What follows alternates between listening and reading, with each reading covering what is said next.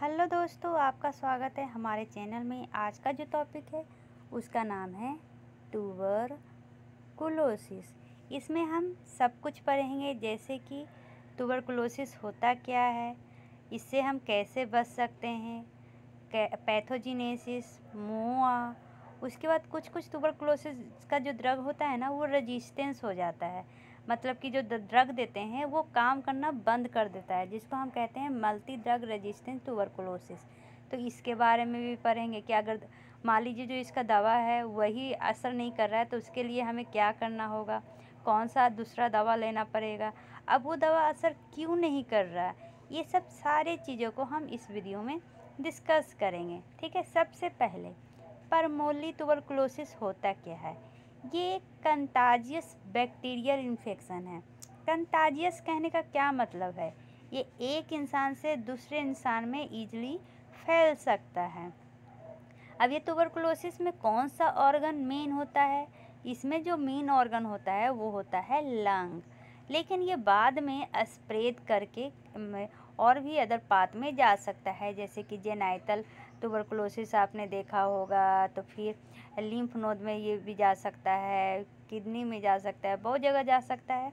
ठीक है, ये होता किसके कारण है ट्यूबरकुलोसिस, तो बैक्टीरिया के कारण। उस बैक्टीरिया का नाम क्या है, माइकोबैक्टीरियम ट्यूबरकुलोसिस। ठीक है, जिसको हम एम ट्यूबरकुलोसिस भी कहते हैं, या फिर ट्यूबरकल बैसिलस भी कहते हैं। ठीक है, इसमें होता क्या है, जैसे कि कोई भी ये जो बैक्टीरिया है वो हमारे लंग में जाता है। ठीक है, लंग में जाकर ये बहुत लंग में जाता है। अब इसके जाने के बाद क्या होगा, हमारे शरीर का इम्यून सिस्टम आएगा, उसको इंगल्फ करेगा, लेकिन क्या होता है ना, वो इसको पूरी तरह मार नहीं सकता है, तो वो एक ग्रैनुला का फॉर्मेशन करता है। जैसे कि मान लीजिए बैक्टीरिया आया, इसके चारों तरफ इस तरह से इंगल्फ कर जाता है उसको, लेकिन इसको पूरी तरह मार नहीं पाता है, जिसके कारण क्या होता है, एक ग्रैनुला का फॉर्मेशन होता है।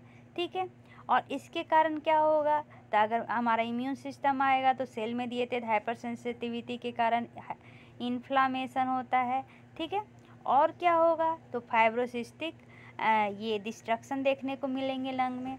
लेकिन ये बहुत दिन तक क्या होता है, एसिम्प्टोमेटिक और इनएक्टिव फॉर्म में रहता है। ठीक है, ऐसा कि आपको लगेगा ही नहीं कि इस पर्सन को क्या है, ट्यूबरकुलोसिस है। उस पर्सन को इवन नहीं पता रहेगा कि उसको ट्यूबरकुलोसिस है। लेकिन मान लीजिए कि उसका इम्यून सिस्टम वीक हो गया। अब इम्यून सिस्टम वीक कैसे होगा, या तो वो बूढ़ा हो गया है, या उसमें कोई इम्यून रिलेटेड डिजीज आ गए हैं, जैसे कि immune related disease HIV, AIDS, या क्या हो गया है, वो इम्यूनो सप्रेशन ड्रग्स ले रहा है, तब क्या होगा, उसका इम्यून सिस्टम वीक हो जाएगा, तब ये ट्यूबरकुलोसिस क्या हो जाएगा, हैवी हो जाएगा। क्यों, क्योंकि अब ये मैक्रोफेज, मतलब जो इम्यून सिस्टम उसको खा रहा था, वो क्या हो जाएगा, कम हो जाएगा, तो इसको एक्टिव होने का चांस मिल जाएगा। ठीक है, तो इस तरह से ये पूरा होता है। अब इसके स्टेजेस की बात करें तो इसके मेनली प्राइमरी स्टेज होते हैं, लेटेंट स्टेज होते हैं, एक्टिव स्टेज होते हैं। प्राइमरी स्टेज में क्या होता है, सिम्टम है ना, माइक्रो ऑर्गेनिज्म के एंट्री होते ही 1 से 2 वीक में सिम्टम शो करने लगे, इसको हम प्राइमरी फेज कहते हैं। सेकेंडरी में क्या होता है, सेकेंड में या लेटेंट फॉर्म में चला जाएगा, बैक्टीरिया तो अंदर आ गया, लेकिन अभी हमारा इम्यून सिस्टम अच्छा है, तो मैक्रोफेज क्या हो गया, उसको इंगल्फ कर गया, तो बैक्टीरिया जो है डोरमेंट फेज में चला गया, कोई सिम्टम शो नहीं किया, उसका कोई इन्फेक्शन स्प्रेड नहीं किया, उस पर्सन को इवन पता नहीं है, तो इसको हम कहते हैं लेटेंट फेज। एक्टिव फेज मतलब कि एक्टिव फेज जब इम्यून सिस्टम हमारा वीक हो गया, तो अपने आप बैक्टीरिया क्या हो जाएगा, मल्टीप्लाई करना चालू हो जाएगा, आप में क्या हो जाएंगे, आप बीमार हो जाएंगे, आप में सिम्टम्स दिखने लगेंगे। तो प्राइमरी और एक्टिव फेज में क्या डिफरेंस है, प्राइमरी माइक्रो ऑर्गेनिज्म के एंट्री होते ही 1 से 2 वीक के अंदर सिम्टम आपको दिखने लगेगा। लेकिन एक्टिव फेज में जब बैक्टीरिया एंट्री किया है उस समय कुछ नहीं होगा। कभी जब आपका इम्यून सिस्टम वीक होगा तब इसके साइन और सिम्टम देखने को मिलेंगे। ठीक है, यहाँ तक समझने में कोई भी प्रॉब्लम नहीं है। कॉजेज ऑफ क्या होता है? कॉजेज ऑफ ट्यूबरकुलोसिस, तो जैसे कि क्लोज कांटेक्ट हुए इन्फेक्टेड पर्सन से, इम्यूनो कंप्रेस हुए, सब्सटेंस अब्यूज कर रहे हैं जैसे कि अल्कोहल, ये कोकीन, ये सब। फिर आपका प्री एग्जिस्टिंग मेडिकल कंडीशन है, पहले से ही होया हुआ है। इमिग्रेशन हो की हैं ऐसे कंट्री में जहाँ पर आपका ट्यूबरकुलोसिस के चांसेस ज़्यादा हैं। आप ओवर क्राउडेड एरिया में रहते हो, ओवर क्राउडेड एरिया में अगर किसी भी एक को भी होया हुआ रहेगा तो इजीली रेस्पिरेटरी के थ्रू एक से दूसरे में चला जाएगा। आपका हेल्थ केयर सही नहीं है, आप मेल न्यूट्रिशन है। हेल्थ केयर वर्कर जो मेनली ट्यूबरकुलोसिस से सबके पेशेंट को देखते हैं, इन लोगों में ज़्यादा टीबी के चांसेस देखा जाता है और ये इनमें ज़्यादा रिस्क होता है। ट्रांसमिट कैसे करता है? एक इंसान से दूसरे इंसान में कैसे जाता है? मान लीजिए कि आपको होया हुआ है तो आप किसी इंसान से बात कर रहे हैं तो ड्रॉपलेट जैसे सलाइवा बोलते बोलते बाहर निकलता है ना, या क्या होता है, वो जो सलाइवा बाहर निकलता है वो सामने वाले में पूरे एयर में फैल जाता है। अब उस एयर को जो भी रेस्पायर करेगा उसके अंदर क्या होंगे, वो ड्रॉपलेट चले जाते हैं। कि क्योंकि जो एक ड्रॉपलेट है ना उसमें लगभग 400 बेसिलाई से रहते हैं। अभी जब ये एयर में चले जाएंगे तो एयर में बहुत समय तक, मतलब कुछ आवर्स तक ये जिंदा रहते हैं। अगर उस एयर को कोई इनहेल कर लिया तो ये डिजिटल एयरवेज में ट्रैप हो जाएगा और इन्फेक्शन फिर स्प्रेड हो जाएगा एक पर्सन से दूसरे पर्सन में। ठीक। साइन एंड सिम्टम में क्या होगा?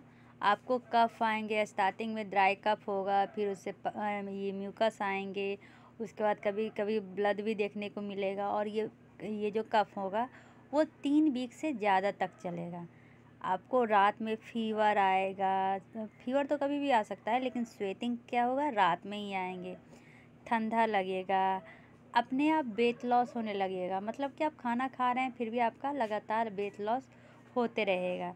लॉस ऑफ एपेटाइट, फैटिग, कमजोरी फीलिंग होगी, ब्रीदिंग में डिफ़िकल्टी होगी, चेस्ट में पेन होगा, लंग के चारों तरफ फ्लूइड जमा हो जाएंगे, आपका लिम्फ फ्लो इनलार्ज हो जाएगा। ये सब मेरे साइन और सिम्टम दिखेंगे। अब ये जो ये फैलता है वो कहाँ कहाँ जा सकता है? तो lymph node, abdomen, bone, heart, kidney, brain, skin, ये कहीं पर भी जा सकता है। तो पैथोलॉजी की, चलिए पैथोफिजियोलॉजी देखते हैं। इसका इटियोलॉजिकल फैक्टर के कारण क्या होता है, बैक्टीरिया चला जाता है अपने एल्वियोली में। ठीक है, इटियोलॉजी कुछ भी हो सकता है, ट्रांसमिशन के कारण या पहले ही आप में प्रेजेंट है। ठीक है, तो जब बैक्टीरिया चला जाएगा एल्वियोली में तो वहाँ डिपॉजिट हो जाता है और अपने आप को मल्टीप्लाई करता है, जिसके कारण हमारे बॉडी का इम्यून सिस्टम क्या होता है, स्टिमुलेट होता है, मैक्रोफेज डिस्ट्रॉय करता है, बहुत सारे बैक्टीरिया को डिस्ट्रॉय करता है, बहुत सारे बैक्टीरिया को ये इंगल्फ कर जाता है। ये जो डेड बेसिलाई हैं और ये जो लाइम मासेज हैं जिसके चारों तरफ मैक्रोफेज बनाता है उसको गोन टूबरकल कहते हैं। क्या? GHONS, Ghon's tubercle. ठीक है, अब ये क्या होंगे, नेक्रोटिक डिजनरेशन ऑकर होगा, मतलब कि ग्रेनुलोसन का फॉर्मेशन होगा। Production of cavity filled with cheese like mass of tubercle bacilli, dead WBC और डेड टिश्यू, इसी को हम पल्मोनरी ट्यूबरकुलोसिस कहते हैं। किसको ग्रेनुलेशन हो जाता है, तो ग्रेनुलेशन हो गया तो वो तो चला जाएगा लेटेंट फेज में, लेकिन ग्रेनुलेशन नहीं हुआ, क्या हो गया, अब वो अपने सिम्टम शो करना स्टार्ट कर दिया। ठीक है, यहाँ तक समझने में। अब इसके रिस्क फैक्टर के बारे में डिस्कशन करते हैं। तो पहला तो इम्यूनो सप्रेसिव ड्रग और अदर डिजीज जैसे कि rheumatoid arthritis, Crohn disease, lupus, cancer, AIDS, मतलब ये सब ऐसे डिजीज है जो हमारे इम्यून सिस्टम को क्या करते हैं, वीक करते हैं, या ये इम्यूनो सप्रेस डिजीज में आते हैं। ठीक है, अदर रिस्क फैक्टर जैसे कि poor economy, illiteracy, mail nutrition, ये सब हो सकता है। तो हम डायग्नोसिस कैसे करेंगे? तो डायग्नोसिस में हम ब्लड टेस्ट करेंगे, इमेजिंग टेस्ट करेंगे, ब्रोंकोस्कोपी करवाएंगे, स्पुतुम एनालिसिस करवाएंगे, लंग बायोप्सी करवाएंगे, स्किन टेस्ट करेंगे। स्किन टेस्ट में ट्यूबरकुलोसिस के लिए सबसे पहले क्या कौन सा किया जाता है? The tuberculin skin test. इसमें क्या होता है ना कि हम एक इंजेक्शन दिया जाता है 0.1 ml का स्किन के डर्मिस पाथ में, ठीक है। अब ये इंट्राडर्मिलर है।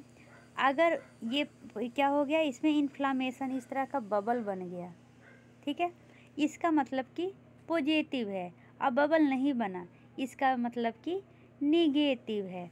बबल बनने का क्या मतलब है?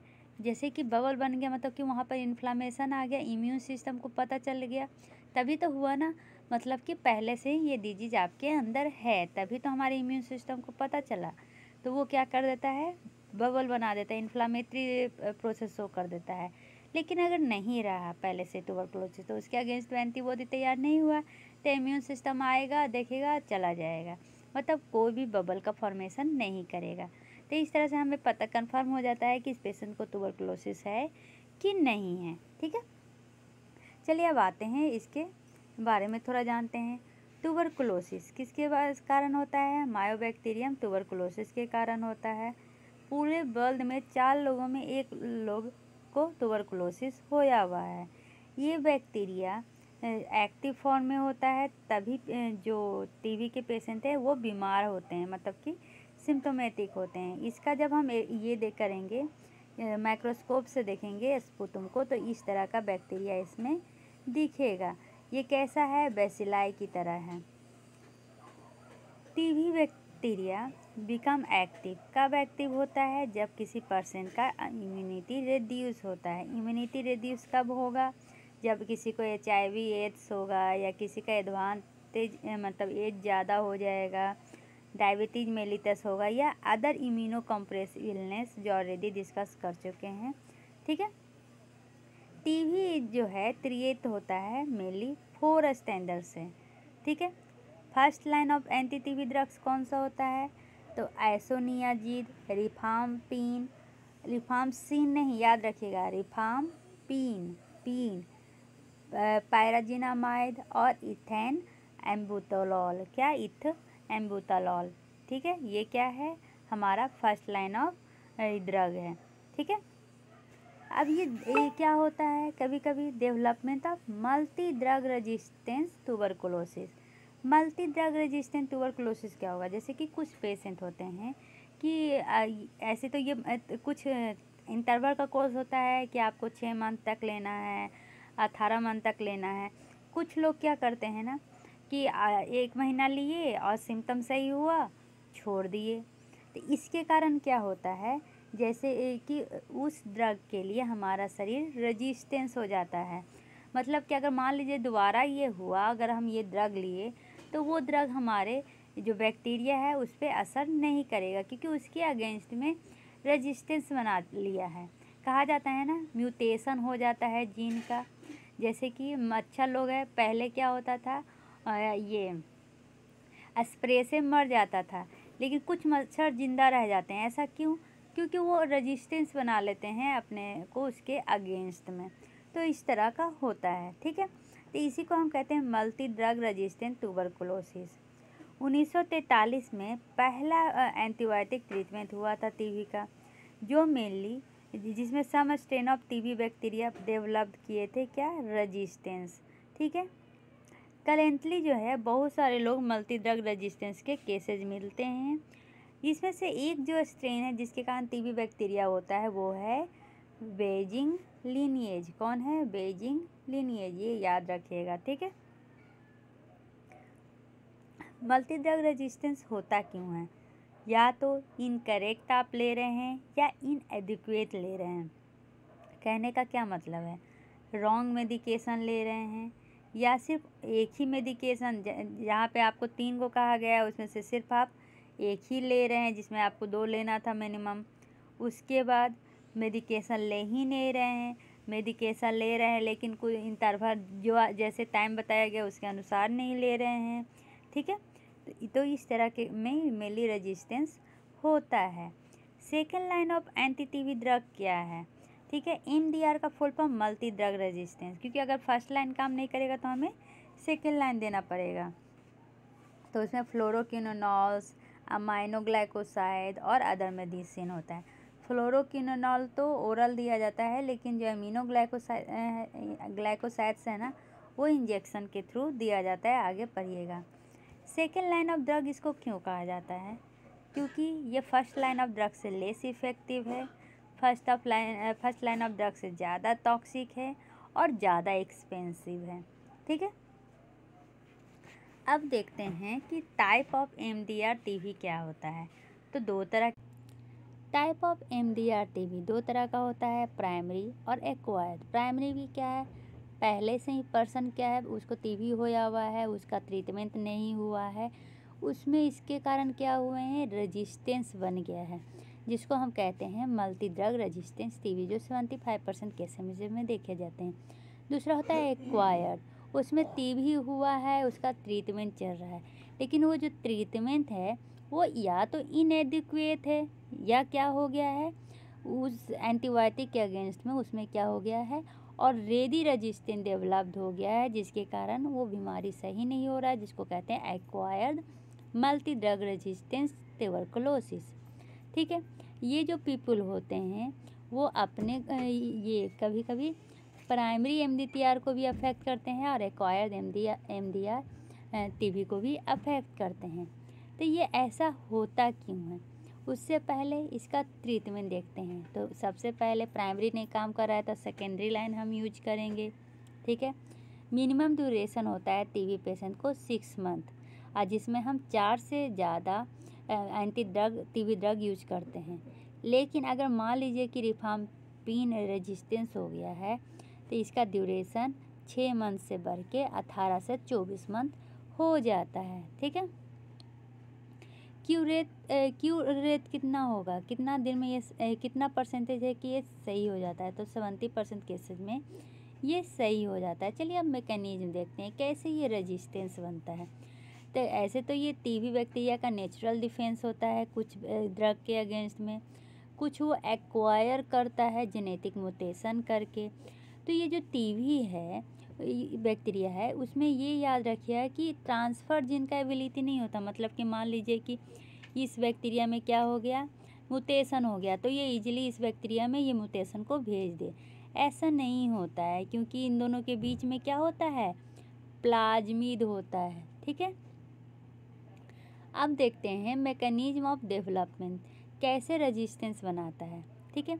तो सबसे पहले जो ये माइबैक्टीरियम ट्यूबरकुलोसिस है उसका सेल वाल, अगर मान लीजिए कि ये सेल वाल जो ड्रग आके सेल वाल के रिसेप्टर से क्या करता था, जुड़ जाता था, और उसके बाद क्या करेगा तो इसका तोड़ देता था, रप्चर कर देता था। लेकिन अब मान लीजिए यही रेजिस्टेंस हो जाए तो, जैसा कि हमारा सेल वाल है complex lipid molecule mycolic acid से बना हुआ रहता है, जो क्या होता है बैरियर बन जाता है कुछ ड्रग्स के लिए और उसको एंट्री होने से रोकता है। दूसरा क्या है, ड्रग में मॉडिफिकेशन हो गया और उसमें इसलिए वो इंजाइम को इनएक्टिवेट कर देगा, ठीक है, या इनएक्टिवेटिंग इंजाइम। जो टीबी जीनोम है कोड करते हैं कुछ प्रोटीन के लिए जो इनएक्टिवेट कर देते हैं ड्रग मॉलिक्यूल को। उन एंजाइम में कौन कौन सा है, तब फॉस्फोफाइलेट, एसिटाइलेट, एडिनाइलेट, जो मेनली टीबी ड्रग के कंपाउंड में प्रेजेंट होते हैं। Drugs efflux system, TB cell contain होता है मॉलिक्यूलर सिस्टम से, जिसमें एक्टिवली पंप ड्रग होता है, मतलब कि ये क्या करता है ड्रग के मॉलिक्यूल को सेल के बाहर फेंक देता है। म्यूटेशन, स्पॉन्टेनियस, अपने आप क्या होगा, टीबी के जीनोम में म्यूटेशन हो जाएगा, जिसके कारण उसका जो बैक्टीरिया था वो अलग हो जाएगा। अब ये प्रोटीन क्या है, अलग हो जाएगा। अब आपको पता है ड्रग क्या करेगा, आके एंटीबायोटिक डालेगा ताकि वो बैक्टीरिया मर जाए, लेकिन अब वो एंटीबायोटिक तो काम ही नहीं आएगा क्योंकि उसका तो रेजिस्टेंस हो गया, वो प्रोटीन ही अलग हो गया है, ठीक है। जैसे कि म्यूटेशन हो जाता है RPOV जीन में, जो इनकोड करता है बीटा सब यूनिट ये of the bacteria RNA polymerase. तो इसके कारण क्या होगा, रिफाम्पिन जो मेनली बाइंड करता है बीटा सब यूनिट ऑफ RNA पॉलीमरेज, वो क्या करेगा, सबसे पहले रिफाम्पिन का हम मुआ देखते हैं। तो वो क्या करता है, बीटा सब यूनिट ऑफ RNA पॉलीमरेज से जाके जुड़ जाता है और ट्रांसक्रिप्शन जो होता है ना, इनलॉन्गेशन, उसको डिस्ट्रक्ट कर देता है। अब इसमें इस जीन में क्या हो गया, म्यूटेशन हो गया, RPOV जीन में म्यूटेशन हो गया। तो अब हम रिफाम्पिन देंगे तो ट्रांसक्रिप्शन इलॉन्गेशन को तो रोकेगा नहीं, जिसके कारण ये डिस्टर्ब होगा नहीं। तो ऑलरेडी इसके क्या होंगे, मल्टीप्लिकेशन होते जाएंगे। इस तरह से ये रेजिस्टेंस हो जाता है रिफाम्पिन। ये सिर्फ एक एग्जाम्पल लिए हैं, ठीक है। और क्या होगा, या तो म्यूटेशन हो जाएगा, अगर आइसोनियाजिड से कैसे म्यूटेशन हो सकता है, तो जीन काची इन AHPC और अदर्स, ठीक है। अमीनो एसिड पहला तो पढ़ लिए। अब आइसोनियाजिड का रेजिस्टेंस कैसे होता है, तो जो INHA जीन होता है ना, उसमें क्या होता है, अमीनो एसिड रिप्लेसमेंट हो जाता है जहाँ पर NADH बाइंडिंग साइट होता है। अब ये रिप्लेसमेंट के कारण क्या हो जाता है, हमारा शरीर INH से रेजिस्टेंस हो जाता है, ठीक है, जिसके कारण जो मायोकोलिक एसिड बायोसिंथेसिस है उसका इनहिबिशन होने से रुक जाता है, जिसके कारण बैक्टीरिया वाल इंटैक्ट रहता है और जिसके कारण हमारा शरीर उस ड्रग्स के लिए रेजिस्टेंस हो जाता है, ठीक है। अगर नॉन रेजिस्टेंस टीबी है तो उसमें रिफाम्पिन क्या करेगा, बीटा सब यूनिट से जुड़ेगा और इसके कारण ये ट्रांसक्रिप्शन इलॉन्गेशन को डिस्टर्ब करेगा। लेकिन अगर उसी में क्या हो जाए, म्यूटेशन हो जाए, तो कौन जीन में म्यूटेशन होता है जिसके कारण ये होता है, तो ऑलरेडी ऊपर बता दिए थे, RPOV जीन में म्यूटेशन के कारण मेनली ये ड्रग से रेजिस्टेंस हो जाता है, ठीक है। अब देखते हैं ये एक्सटेंसिवली ड्रग रेजिस्टेंस टीबी क्या है। अगर मल्टी ड्रग रेजिस्टेंस टीबी भी रेजिस्टेंस हो जाए major second line of TB drug group से, जैसे कि फ्लोरोक्विनोन में मॉक्सिफ्लोक्सासिन, ओफ्लोक्सासिन, इंजेक्टेबल एमिनोग्लाइकोसाइडेज जिसमें एमिकासिन, कैप्रियोमाइसिन, कानामाइसिन है। जब MDR टीबी रेजिस्टेंस हो जाता है इन दोनों में से at least one group of drug में, तब उसको हम कहते हैं एक्सटेंसिवली ड्रग रेजिस्टेंस ट्यूबरकुलोसिस। इसको हम कैसे लिखते हैं, XDR। मतलब कि अगर primary first line of drug से अगर रेजिस्टेंस हो जाए तो उसको मल्टी ड्रग रेजिस्टेंस कहते हैं। अब मल्टी ड्रग रेजिस्टेंस में भी एक दो ग्रुप से क्या हो जाए, रेजिस्टेंस हो जाए, तो उसको हम एक्सटेंसिव ड्रग रेजिस्टेंस ट्यूबरकुलोसिस कहते हैं, ठीक है। यहाँ तक समझने में कोई भी प्रॉब्लम नहीं है। जो स्टडी से पता चला है कि 43.7% हैं जो रेजिस्टेंट होते हैं at least one second line drug से। 9% जो MDR टीबी हैं केसेज हैं उनमें रेजिस्टेंस होता है दोनों क्लासेज या क्लासिफाइड होते हैं, वो कैसे, तो XDR टीबी से, ठीक है। यहाँ तक समझने में कोई प्रॉब्लम नहीं है। ये जो ऐसे केसेज हैं ये ज़्यादा देखने को मिले हैं 10 साल में इटली, ईरान, इंडिया और साउथ अफ्रीका में, ठीक है, जहाँ पर मेनली रेजिस्टेंस हो गया है फर्स्ट और second line of drug TB drug से, ठीक है। इसको हम क्लासिफाई कर सकते हैं टोटली ड्रग रेजिस्टेंस ट्यूबरकुलोसिस। लेकिन ये टर्म क्या है, कंट्रोवर्सी में है, इसलिए इसको हम एक्सटेंसिवली ड्रग रेजिस्टेंस टीबी कहते हैं, ठीक है। जो न्यू एंटी टीबी ड्रग आया है ना, वो डेवलप्ड होता है इन एक्सटेंसिव रेजिस्टेंट टीबी फॉर्म को सही करने के लिए, ठीक है। अब ड्रग देखते हैं प्रिवेंशन कैसे होता है ये टीबी ड्रग रेजिस्टेंस का। चलिए अब देखते हैं ड्रग रेजिस्टेंस इन टीबी को हम कैसे प्रिवेंट कर सकते हैं। सबसे पहला प्रिवेंशन, जैसे ही टीबी हो वैसे ही उसका रैपिड डायग्नोसिस कीजिए और ट्रीटमेंट स्टार्ट कीजिए। जो ग्रेटेस्ट रिस्क फैक्टर है वो क्या है, ड्रग रेजिस्टेंस का, कि इसका ट्रीटमेंट और डायग्नोसिस में प्रॉब्लम होता है। मेनली ये डेवलपिंग कंट्री में ज़्यादा देखने को मिलता है। अगर टीबी आइडेंटिफाई हो जाए और ट्रीटमेंट उसका जल्दी से स्टार्ट हो जाए तो हम ड्रग रेजिस्टेंस को अवॉइड कर सकते हैं। दूसरा, completion of TB, completion of treatment. इसमें क्या होता है कि जैसे कि पहले से आपको डायग्नोसिस हो गया, ट्रीटमेंट के लिए मेडिसिन मिल गए, लेकिन आप मेडिसिन या तो कुछ समय खाइए उसके बाद छोड़ दीजिए, या आज खा रहे हैं कल नहीं खा रहे हैं, फिर परसों खा रहे हैं, फिर 2 दिन भूल गए फिर खा रहे हैं। तो इस तरह से ट्रीटमेंट क्या होता है, कंप्लीट नहीं हो पाता है। तो इसके कारण भी मल्टी ड्रग रेजिस्टेंस टीबी आता है। ठीक है। तीसरा, पेशेंट विद HIV और AIDS should be identified and diagnosed as soon as possible. एक तो आपको पता है इम्यूनो कंप्रेस्ड में देखने को मिलता है, तो जिनको HIV एड्स होया हुआ है उनका तो ऑलरेडी इम्यूनिटी कम हो गया है, तो उनमें टीबी के डेवलपमेंट के चांसेस ज़्यादा होते हैं। ठीक है। तो अब क्या है, अब वो जैसे कि हम ड्रग देंगे तो ड्रग क्या होगा, उसका रेजिस्टेंस बढ़ेगा क्योंकि उसका इम्यून सिस्टम वीक है। चौथा, आइडेंटिफाई कॉन्टैक्ट, मतलब कि जिसको ऑलरेडी होया हुआ है उसके कांटेक्ट में आने से बचें, नहीं तो आपको भी ये मल्टी ड्रग रेजिस्टेंस हो सकता है। जैसे कि फैमिली मेम्बर, पीपल हुई जिनको ऑलरेडी होया हुआ है, ये सब। रिसर्च, कुछ रिसर्च, बहुत सारे रिसर्च और फंडिंग ये इस पे काम कर रहे हैं कि डायग्नोसिस, प्रिवेंशन और ट्रीटमेंट ऑफ टीबी क्यों होता है और MDR टीबी क्यों होता है। ठीक है। स्ट्रेटेजी क्या है, तो टीबी का जो स्ट्रेटेजी है उसको हम कहते हैं डॉट्स प्लस। डॉट्स प्लस मतलब क्या, डायरेक्टली ऑब्जर्व थेरेपी। ठीक है। एस का क्या हो जाएगा, शॉर्ट कोर्स। इसमें से सबसे पहला है ना डॉट्स प्लस का strategy, community based treatment program start किया जाए। कैसा, कम्युनिटी बेस्ड ट्रीटमेंट। ठीक है। जैसे कि डॉट्स प्लस, ये एक MDR टीबी स्पेशलाइज्ड ट्रीटमेंट है जो इनिशिएट किया गया है पूरे दुनिया में। ये जो प्रोग्राम है वो प्रूवन हुआ है और गुड ऑप्शन बना है प्रॉपर ट्रीटमेंट के लिए MDR टीबी इन पुअर और रूरल एरियाज में। ठीक है। अब देखते हैं डायग्नोसिस एल्गोरिदम।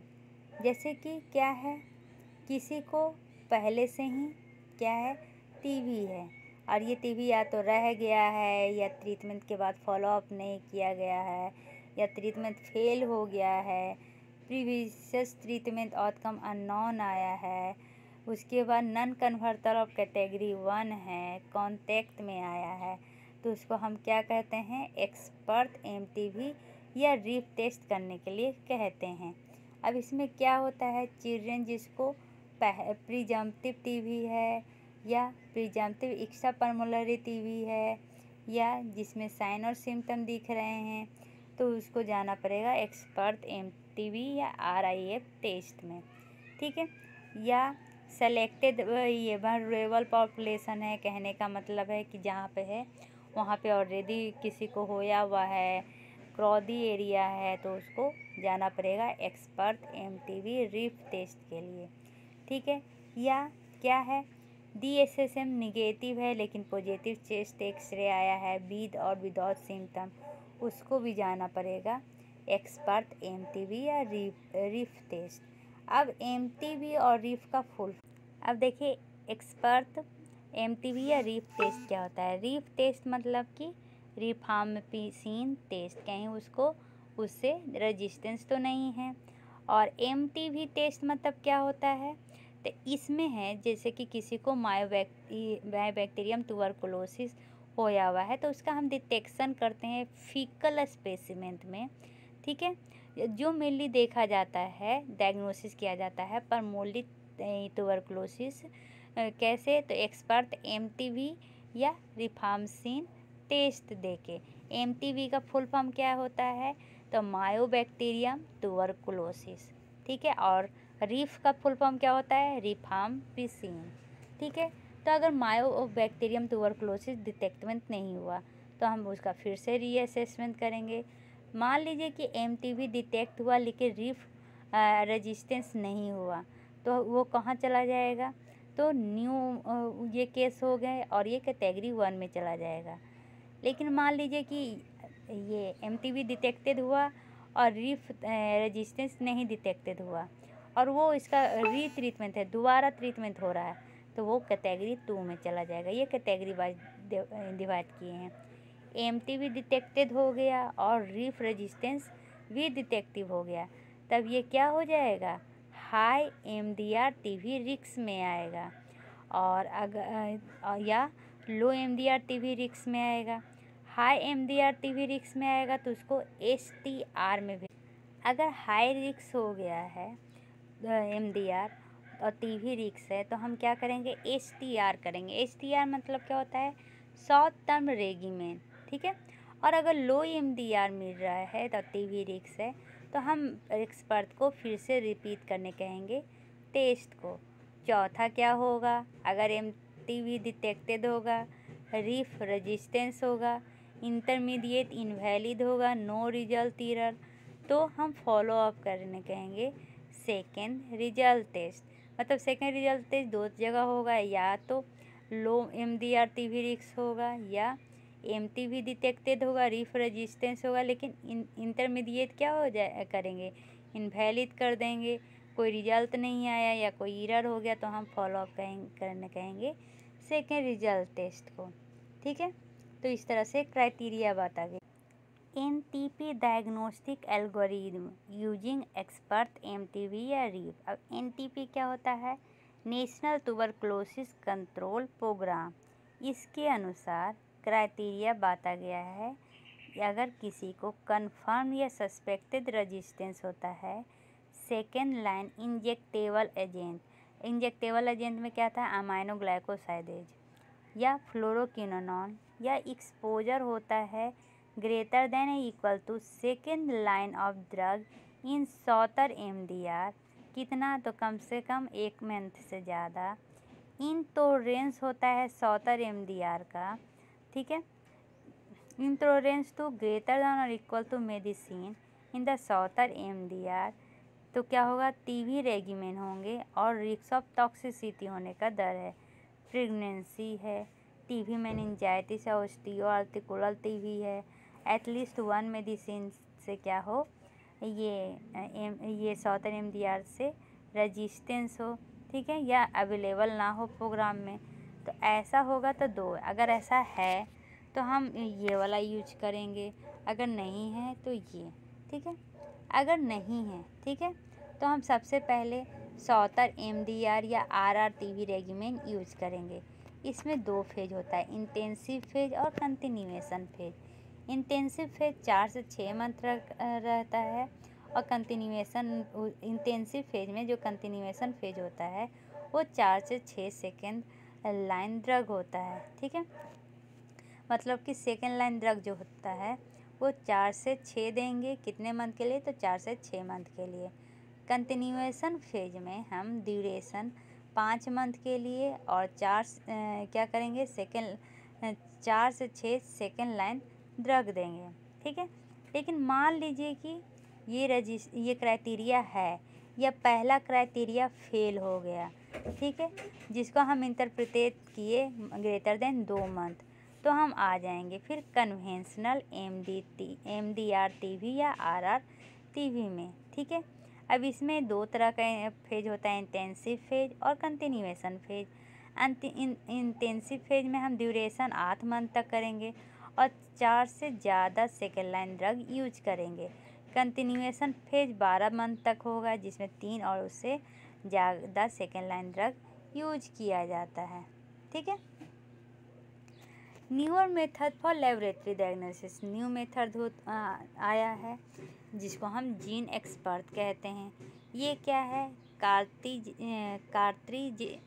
बेस्ड टेस्ट है जिसमें एमटीवी और रेजिस्टेंस टू ड्रग रिफार्मसिन देखा जाता है, ठीक है। इसको हम दूसरे भाषा में एक्सपर्ट एमटीवी या रीफ टेस्ट भी कहते हैं। ये जो न्यू अल्ट्रा कार्ट्रिज है ना, ये ज़्यादा सेंसिटिव है पहले की अपेक्षा में, स्पेशली वैसे पीपल जिनको HIV है, एक्स्ट्रा परमोलिटी भी है या बच्चों को। ठीक है, यहाँ तक समझने में कोई भी प्रॉब्लम नहीं है। WHO जो रिकमेंडेड करते हैं जीन एक्सपर्ट, ये इनिशियल टेस्ट होता है सभी एडल्ट और बच्चों के लिए टीबी के इवालुएशन के लिए। ठीक है, यही न्यूअर मेथड है। इसमें इतने प्रोसेस होते हैं। सबसे पहला प्रोसेस में क्या होता है, तो सबसे पहला प्रोसेस में स्पूतम लिया जाता है, स्पूतम लिक्विफिकेशन, और इनएक्टिवेट किया जाता है 2:1 SR में।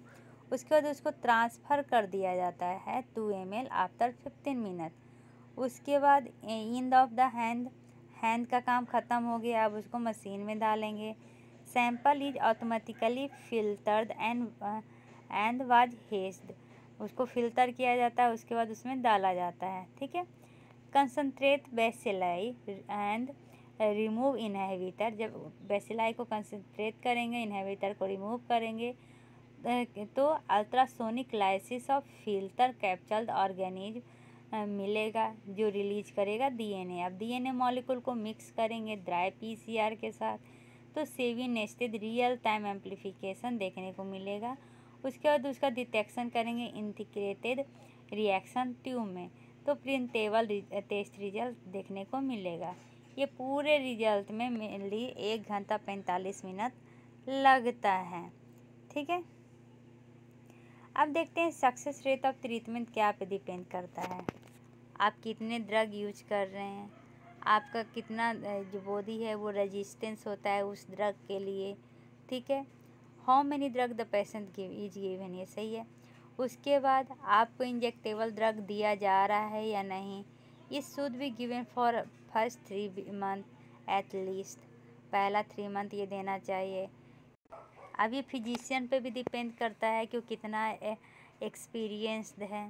ठीक है, उसके बाद पेशेंट कितने कोऑपरेट करते हैं, पेशेंट कहीं HIV पॉजिटिव तो नहीं है कि उनमें ये इन्फेक्शन के चांसेस ज़्यादा होते हैं। Treatment majority of the patient है ना जिनमें मल्टी ड्रग रेजिस्टेंट ट्यूबरकुलोसिस हो जाता है, वो रिसीव नहीं करते treatment, mainly under developed country में और पोवर्टी के लोग, क्योंकि ये आपको पता है सेकेंड लाइन मेडिकेशन ज़्यादा कॉस्ट का होता है जो most of the patient afford नहीं कर पाते हैं। ठीक है, cost effective strategy for TB control supported 3 major policy. पहला, treatment of smear positive cases, मतलब कि जिसमें डॉट्स प्रोग्राम में क्या पाया गया है, must be the foundation of any TB control approach. TB अगर स्मीयर पॉजिटिव आ गया तो फिर डॉट्स प्रोग्राम स्टार्ट करना चाहिए। ट्रीटमेंट ऑफ स्मीयर निगेटिव, अगर मान लीजिए कि स्मीयर निगेटिव आया तो एक्स्ट्रा परमोनली टीबी केसेज में डॉट प्रोग्राम जो होता है वो new WHO stop TB approach start किया है। ठीक है, scaling up of intervention, next 10 साल तक देखना जाता है कि गोल क्या है, कम रहा है, गोल क्या है ट्यूबरकुलोसिस कंट्रोल का, कि ये कम रहा है कि नहीं कम रहा है, ये सब देखा जाता है। ठीक है, चलिए अब MDR ट्रीटमेंट में, कन्वेंशनल ट्रीटमेंट में हम क्या करते हैं। कन्वेंशनल ट्रीटमेंट में मेनली ड्यूरेशन जो है वो ट्रीटमेंट का 18 मंथ से लेके 2 साल तक रहता है। ठीक है, इसमें हम pyrazinamide, kanamycin, levofloxacin, prothionamide, cycloserine, vitamin B6 दिया जाता है। ठीक है, MDR standard short treatment regimen में मेनली 9 मंथ के लिए होता है, बताए थे ना SS दिया। इसमें एसोनियाजिड, पायराजिनामाइड, इथैम्बुटॉल, कानामाइसिन, मॉक्सिफ्लोक्सासिन, प्रोथियोमाइड, क्लोफाजिमाइन और विटामिन B6 दिया जाता है।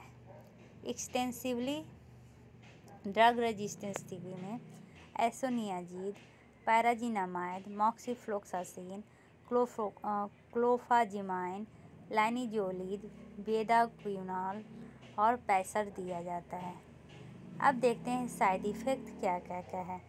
तो मेनली साइड इफ़ेक्ट में GI डिस्टर्बेंस देखने को मिलेगा, ऑटोटॉक्सिसिटी, साइकेट्रिक डिसऑर्डर, अल्थ्राजिया, अल्थराइटिस देखने को मिलेगा, सेंट्रल नर्वस सिस्टम प्रॉब्लम देखने को मिलेगा और हेपेटिक प्रॉब्लम देखने को मिलेगा। डर्मेटोलॉजिक, पेरिफेरल न्यूरोपैथी, नेफ्रोटॉक्सिसिटी और हाइपरथायराइडिज्म भी देखने को मिलता है। ठीक है, ईएमजी का फुल फॉर्म क्या होता है? तो ईएमजी का फुल फॉर्म होता है इलेक्ट्रोमायोग्राफी। ये मेनली पेरिफेरल न्यूरोपैथी में देखा जाता है। ठीक है, अब देखते हैं कि ये जो एंटी टीबी ड्रग है वो कहाँ कहाँ पे कंट्राडिक्टेड है या क्या क्या इसका एडवर्स इफेक्ट है। सबसे पहले पायराजीनामाइड,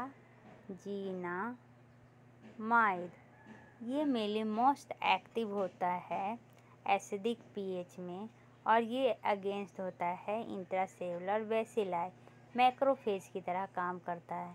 लेकिन इसका एडवर्स इफेक्ट क्या है? इसके कारण हाइपर यूरिसेमिया होता है, मतलब कि गौटी अल्थराइटिस होने का डर है।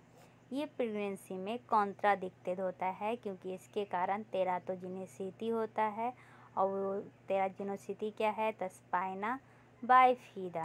ठीक है, दूसरा जो ड्रग है वो था ईथाम्बुटोरॉल। ठीक है, ये जो है इनहिबिट करता है एल्बिनोसोल ट्रांसफरेज, जिसके कारण क्या होता है? पॉलीमराइजेशन ऑफ एल्बिनोग्लाइकन्स होता है जो मेकोनियम सेल वॉल से बना हुआ होता है। इसका एडवर्स इफेक्ट क्या है? तो ये मेनली आई को अफेक्ट करता है। लेट्रोबुलर ऑप्टिक न्यूराइटिस होगा जिसमें loss of visual activity, colour blindness होता है। इसलिए ये कंट्राडिक्टेड होता है लेस देन 6 ईयर चिल्ड्रेन को। तो याद रखिएगा, बच्चे अगर 6 साल से कम है तो उसमें ये नहीं दिया जाता है। कंट्राडिक्शन मतलब एकदम नहीं दे सकते हैं। ठीक है, उसके बाद आइसोनियाजिड, जिसको शॉर्ट फॉर्म में INS लिखते हैं। इसका मैकेनिज्म ऑफ एक्शन क्या है? तो इनहिबिट करता है माइकोलिक एसिड के सिंथेसिस को। ठीक है, एडवर्स इफेक्ट, तो इसके कारण मेनली लीवर में प्रॉब्लम होता है, हेपेटोटॉक्सिसिटी। फिर पेरिफेरल न्यूराइटिस देखने को मिलता है जो मेनली प्रिवेंट कर सकते हैं पायरिमिडीन, विटामिन B6 देके। हेमोलाइसिस देखने को मिलता है जिनको उन पेशेंट में जिनमें ग्लूकोज 6 ये G6PD डिफिशियंसी है। तो मेनली अगर कोई क्वेश्चन आएगा कि लीवर में अगर किसी में लीवर में प्रॉब्लम है तो उनको कौन सा ड्रग्स नहीं दे सकते? आइसोनियाजिड। कौन सा ड्रग्स कंट्राडिक्टेड होता है प्रेगनेंसी के टाइम? तो पैरामिनाडिन। ठीक है, रिफाम्पिसिन, ये इसका मैकेनिज्म ऑफ एक्शन है कि ये बीटा सब ग्रुप ऑफ RNA पॉलीमरेज से जाके जुड़ता है और RNA के प्रोडक्शन को इनहिबिट करता है। तो इसका एडवर्स इफेक्ट क्या होगा? तो ऑरेंज डिस्कलरेशन देखने को मिलता है यूरिन को। फ्लू लाइक सिंड्रोम होंगे, हेपाटाइटिस होगा। क्या? हेपाटाइटिस होंगे। ठीक है, यहाँ तक समझने में कोई भी प्रॉब्लम नहीं है। अब देखिए, ये जो हम अमाइनो ग्लाइकोसाइड लेते हैं सेकेंड लाइन में, उसके कारण ओटोटॉक्सिसिटी, नेफ्रोटॉक्सिसिटी ये सब देखने को मिलता है। तेराटोजेनेसिस में नियोनेटल डिफनेस और ये प्रेगनेंसी में कंट्राडिक्टेड रहता है। चलिए अब इसमें कुछ इम्पॉर्टेंट टर्म्स पढ़ते हैं, जैसे कि ये जो गॉन कॉम्प्लेक्स बनता है ये क्या का सिम्टम है? गॉन कॉम्प्लेक्स मेनली बनता है टीबी डिजीज़ में। तो ये याद रखिएगा, गॉन कॉम्प्लेक्स किस में बनता है? टीबी डिजीज़ में।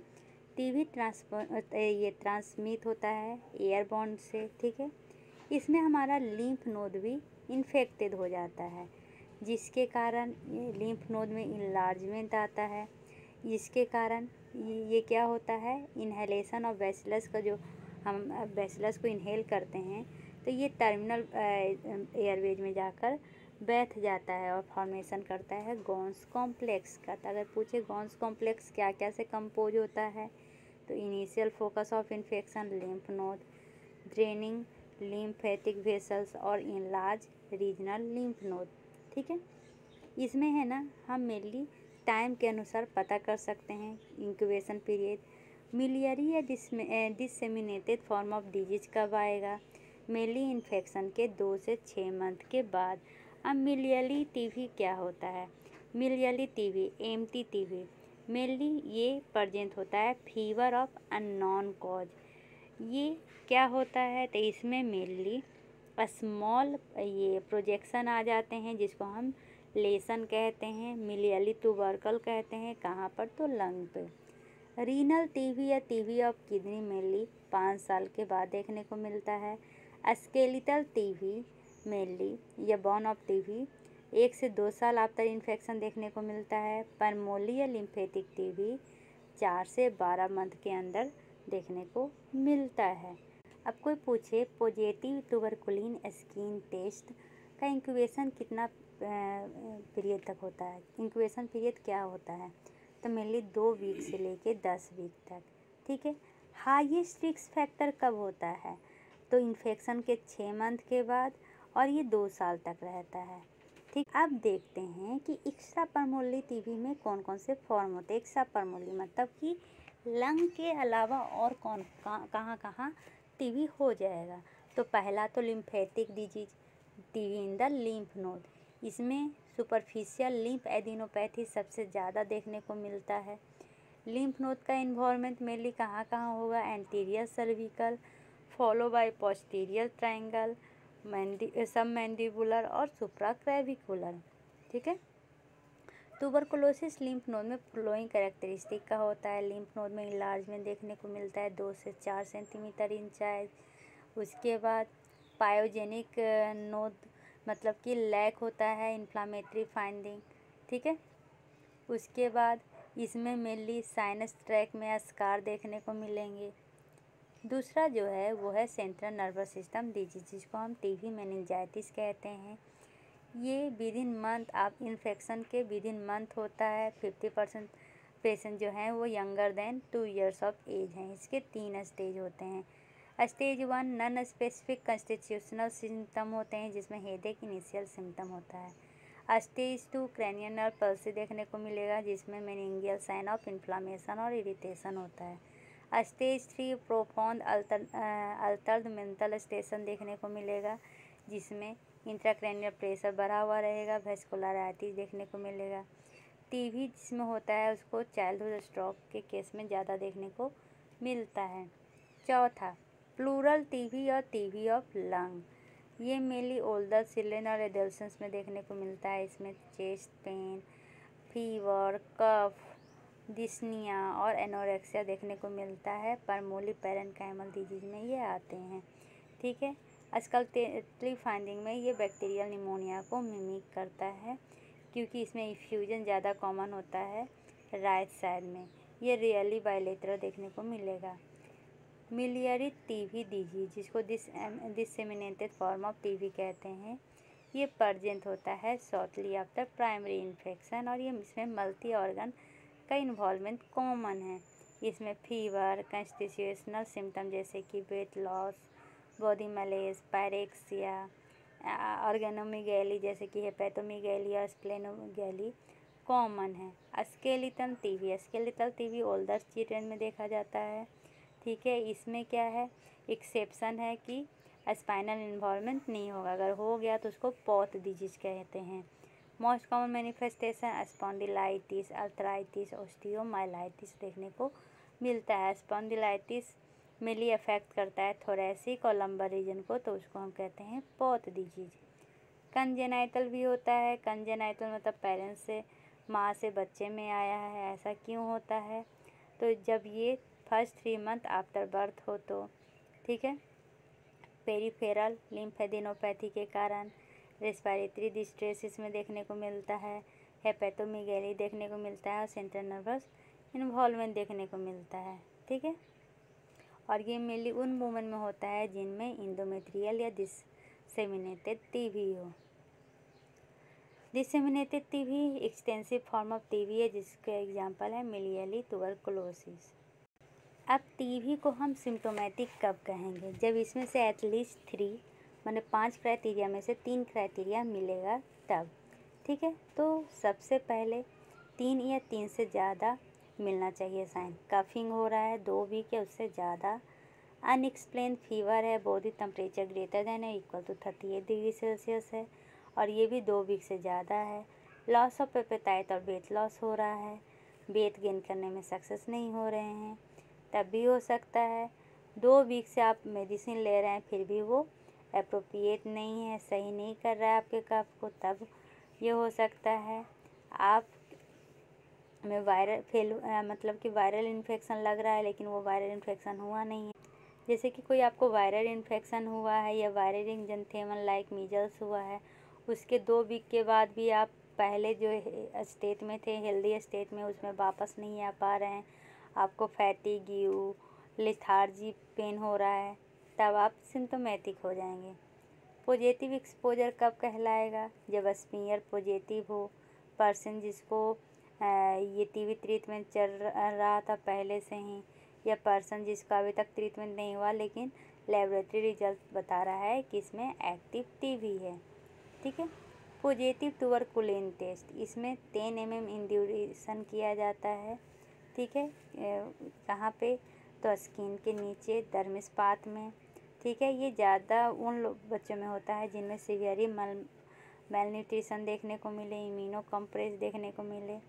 एबनॉर्मल चेस्ट एक्सरे जैसे कि lymphadenopathy, atelectasis, infiltrate segment, pleural diffusion, कैविट्रिलेशन, मिलियरी डिजीज या कैविटेशन देखने को मिले। लेबोरेटरी फाइंडिंग में हम कौन कौन सा करते हैं? AFV स्टेन जो पॉजिटिव होगा माइक्रोस्कोपी पे, बैक्टीरियोलॉजिकल ग्रोथ, टीबी कल्चर देखते हैं। ठीक है। मॉलिकुलर टेक्निक ऑफ डिटेक्शन क्या है? तो इसमें हम डिटेक्ट करेंगे माइबैक्टीरियम ट्यूबरकुलोसिस के DNA को बाय रैपिड मॉलिकुलर टेक्निक, जिसको हम न्यूक्लिक एसिड एम्प्लीफिकेशन टेस्ट करते हैं, जो एक्सपर्ट के द्वारा देखा जाता है। ठीक है। इसका हिस्टोलॉजिकल फाइंडिंग में हम बायोप्सी या फाइन नीडल एस्पिरेशन भी करते हैं। फाइन नीडल एस्पिरेशन में लार्ज लिम्फ नोड से लिया जाता है। ठीक है। एक्स्ट्रा पल्मोनरी टीबी जो है वो डायग्नोसिस कैसे होगा? तो मेनली क्लिनिकल या हिस्टोलॉजिकल एविडेंस पे। Common form of extra pulmonary TB in children. Site, सबसे पहले लार्ज पेनलेस लिम्फ नोड देखने को मिले नेक, एक्जिला या ग्रॉन एरिया पे, तो डायग्नोसिस टेस्ट हम कैसे करेंगे? स्मीयर और histopathological examination. Site, miliary TB या डिसेमिनेटेड या सस्पेक्टेड मिलियरी रहे तो हम चेस्ट एक्सरे या लंबर टेस्ट करते हैं, लंबर पंक्चर टेस्ट।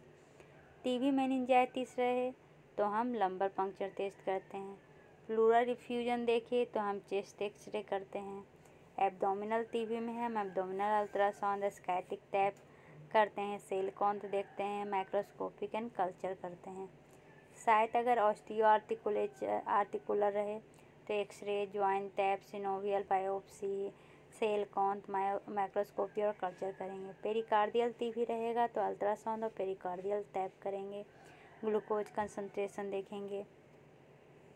अब देखिए आपको इस तरह के HR ये सब देखने को मिलेंगे, तब ये सब का शॉर्ट फॉर्म है, तो आप कैसे समझिएगा कौन सा ड्रग्स है।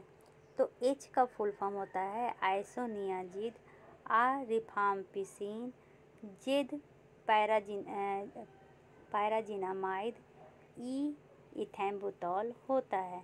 ठीक है। स्टार्टिंग के फेज में हम 2 HRJD देते हैं। ठीक है। कंटिन्यू करते हैं 10 HR के साथ, उसके अनुसार इस तरह से किया जाता है। अब देखते हैं कि मैनेजमेंट कैसे करेंगे। ये याद रखिएगा, बहुत ही इम्पोर्टेंट है। कोई पूछे कि कौन से टीबी के ड्रग के कारण मेनली हेपेटोटॉक्सिसिटी देखने को मिलता है, तो कौन कौन सा है? आइसोनियाजिड, रिफाम्पिसिन और पायरामिजिडिन। इन तीनों के कारण हेपेटोटॉक्सिसिटी देखने को मिलता है। इसमें है जो सीरम लीवर एंजाइम लेवल है वो should not be monitored routinely as asymptomatic mild elevation देखने को मिलेगा। ठीक है। मतलब कि इन तीनों में हमें हेपेटोटॉक्सिसिटी देखने को मिलेगा, इसलिए लीवर एंजाइम लेवल चेक नहीं करते हैं क्योंकि ये नॉर्मल है और इसमें हम मेनली ट्रीटमेंट को स्टॉप नहीं करते हैं।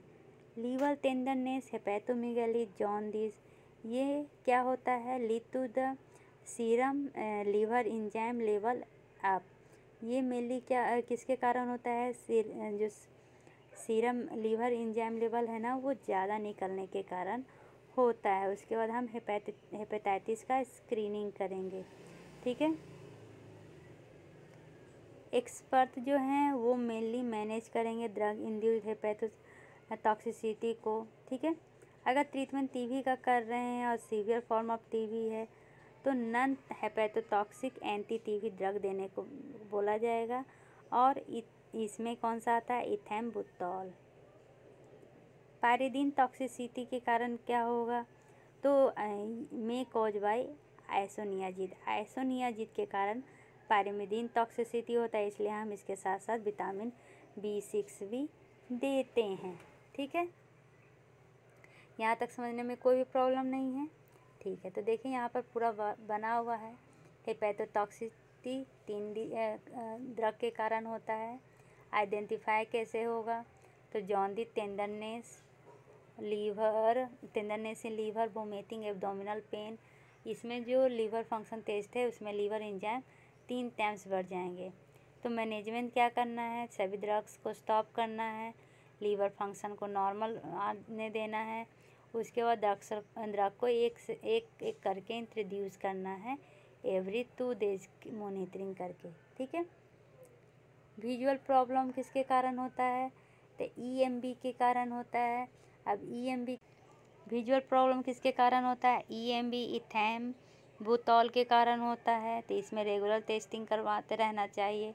इस सहारा चार्ट के अनुसार स्टॉप करना चाहिए EMB, अल्टरनेटिव ड्रग देना चाहिए।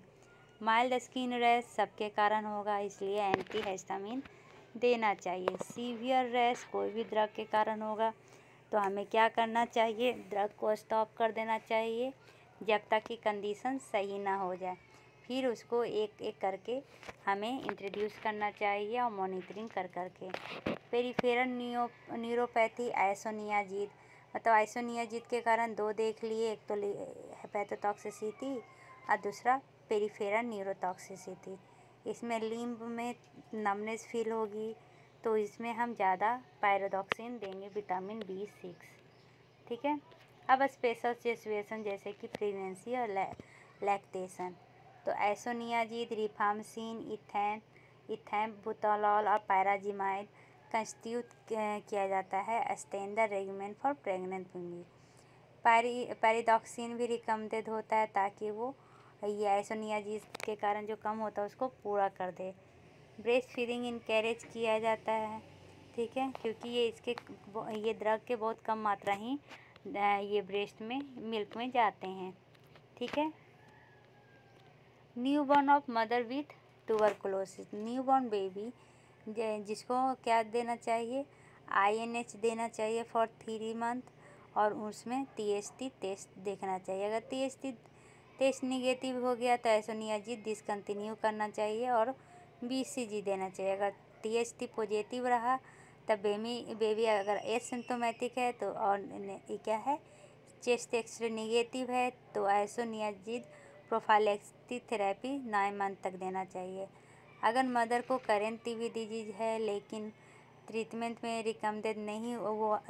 नहीं हुआ उसको, और इन्फेंट रिसीव कर रहा है आइसोनियाजिड अपॉन डिलीवरी, तो उसको कोजेनाइटल TB में कहा जाएगा, ठीक है। HRZ के कारण मेनली हेपेटोटॉक्सिसिटी होता है, ये तो ऑलरेडी हमने पढ़ रखा है। Isoniazid could be removed in the initial regiment. Rifampicin, मतलब कि ऐसा स्टार्टिंग में हम आइसोनियाजिड हटा सकते हैं और रिफाम्सिन, इथेम्बुटोल और पैरामिडीन दे सकते हैं 6 से 9 मंथ के लिए, ठीक है। In advance cases only rifampicin, the least toxicity among the first line of drug should be given with ethambutol, fluoroquinolone और स्ट्रेप्टोमाइसिन 12 से 18 मंथ तक, ठीक है। इसके प्रिवेंशन के लिए मेनली BCG वैक्सीनेशन दिया जाता है आफ्टर द बर्थ। इन्फेंट 12 साल से छोटा है तो 0.05 ml इंट्राडर्मल दिया जाता है। अगर 12 साल से बड़ा है तो 0.1 ml दिया जाता है। ठीक है। आइसोनियाज़िड प्रिवेंटिव थेरेपी उन बच्चों में किया जाता है जो 0 से 4 साल के बीच में हो। ठीक है। और पॉजिटिव TST टेस्ट हो, निगेटिव TST हो लेकिन क्लोज कॉन्टैक्ट होया हुआ है जिसका ऑलरेडी पॉजिटिव स्मीयर टेस्ट हो। क्लोज कॉन्टैक्ट होया हुआ है या स्मीयर पॉजिटिव बट TST नहीं डन हुआ हो, क्योंकि ये मेनली अवेलेबल होता है 6 मंथ के कोर्स में आइसोनियाज़िड देकर। ठीक है।